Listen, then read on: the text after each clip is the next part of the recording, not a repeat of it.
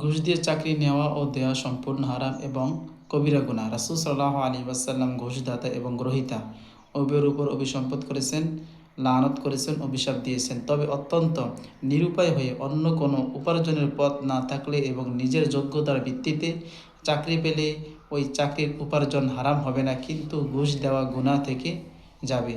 ঘুষ দিয়ে গুনাহ সেটা কিন্তু থেকেই যাবে।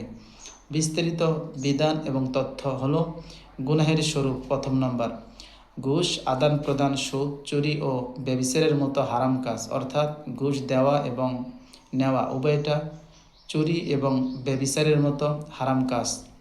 বেতনের হালাল হারাম, যোগ্যতা না থাকলে বা অন্যের হক নষ্ট করে ঘুষ দিয়ে চাকরি নিলে উপার্জিত বেতন হারাম হবে, আর যোগ্য ব্যক্তি হলে ঘুষের মাধ্যমে চাকরি নিলে অপরাধ বলে গণ্য হবে। আইনি বিধান, দণ্ডবিধি 161 ধারা অনুযায়ী ঘুষ আদান প্রদান শাস্তিযোগ্য অপরাধ। অনন্য উপায় হলে কারো প্রাপ্য অধিকার আদায়ে ঘুষের বিকল্প না থাকলে সেই ক্ষেত্রে ঘুষ প্রদানকারী গুনাহ থেকে কিছুটা রেহাই পেতে পারেন, তবে ঘুষ গ্রহণকারী পুরোপুরি অভিশপ্তের মধ্যে পড়ে যাবে, সে ব্যক্তি গুনাহের মধ্যে পড়ে যাবে। পরামর্শ হলো হারাম পথ পরিহার করে বৈধ উপায়ে জীবিকা অন্বেষণ করা আবশ্যক।